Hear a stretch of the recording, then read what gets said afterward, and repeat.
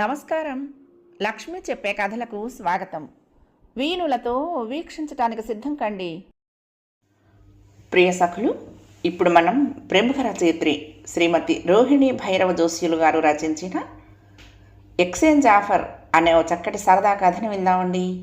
ఈ కథ సంచిక మ్యాగజైన్ వారు నిర్వహించిన బెహ్రా వెంకట సుబ్బారావు కథల పోటీ 2026లో సాధారణ ప్రచురణకు ఎంపికై 2/8/2026లో సంచిక వెబ్ మ్యాగజైన్లో ప్రచురింపబడింది. ఇక కథ మొదలు పెట్టేస్తున్నానండి. హబ్బబ్బబ్బబ్బా, మా అత్తగారితో విసిగెత్తిందనుకో అంది శ్రావణి తన కొలీగ్ వత్సలతో.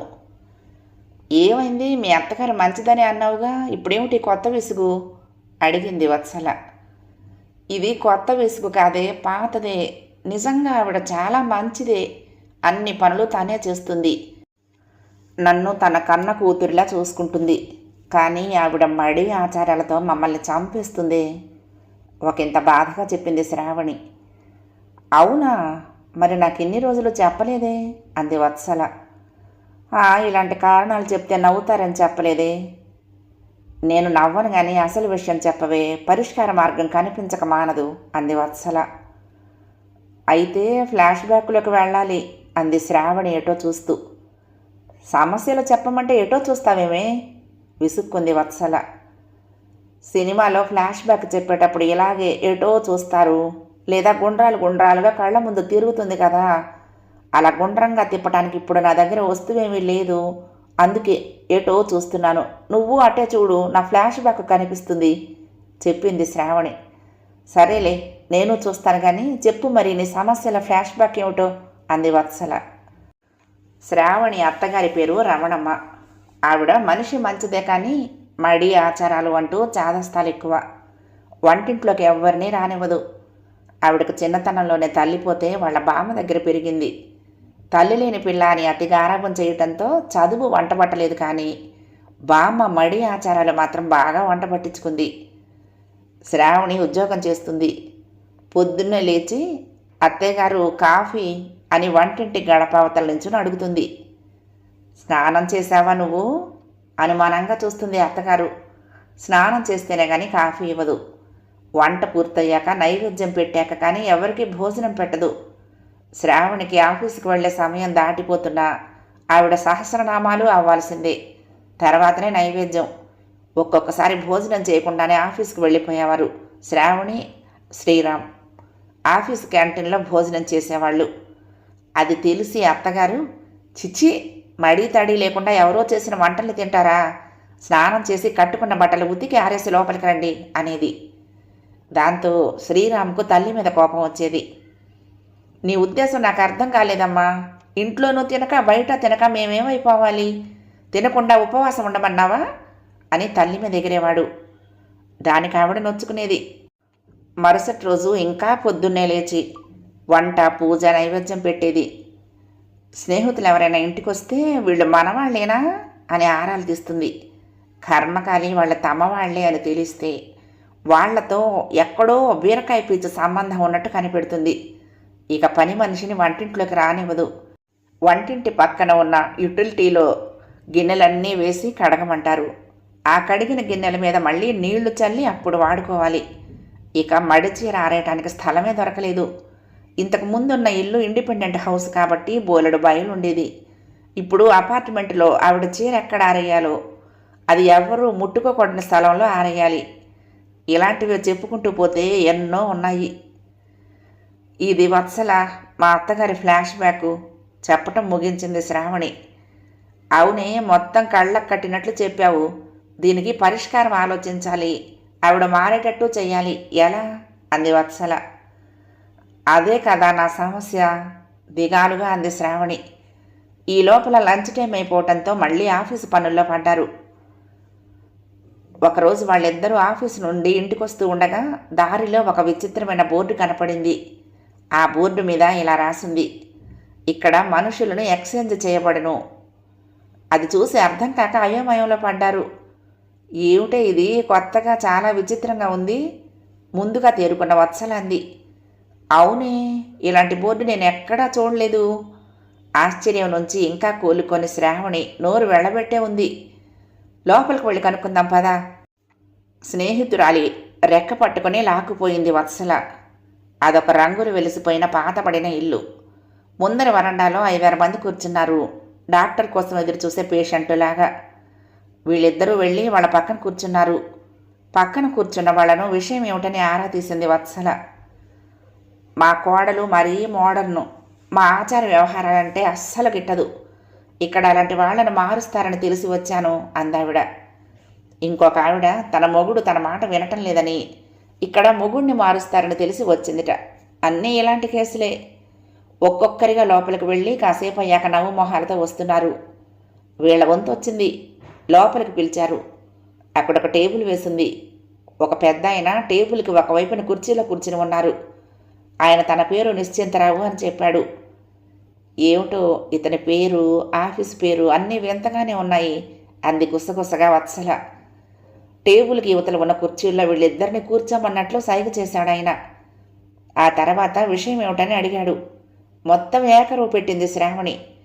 ఎలాగైనా మా అత్తగారి చాదస్తాన్ని వదిలించాలి అని వేడుకుంది.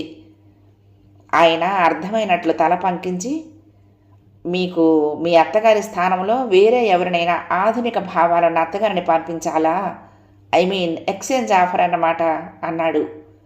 ఆ మాటకు బాంబు పేలినట్లు ఉలిక్కిపడ్డారిద్దరూ. అబ్బే, అలా చేస్తే మా వారు నన్ను చంపి పాతరేస్తారు.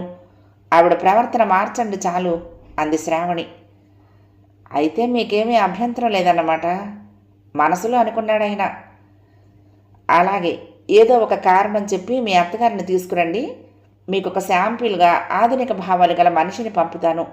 ఆమె మీ ఇంట్లో కొన్ని రోజులు ఉంటుంది. మీకు నచ్చితే మీ అత్తగారిని ఆవిడలాగా మారుస్తాము అన్నాడు. కానీ మా అత్తగారికి ఏం చెప్పి తీసుకురావాలి నసుగుతూ అంది శ్రావణి. ఇక్కడ భజనలు సత్సంగాలు జరుగుతున్నాయని తీసుకొని రండి. ఆవిడకు కొంత మార్పు అవసరమని ఒప్పించండి. ఇందులోనే మీ టాలెంట్ ఆధారపడి ఉంది.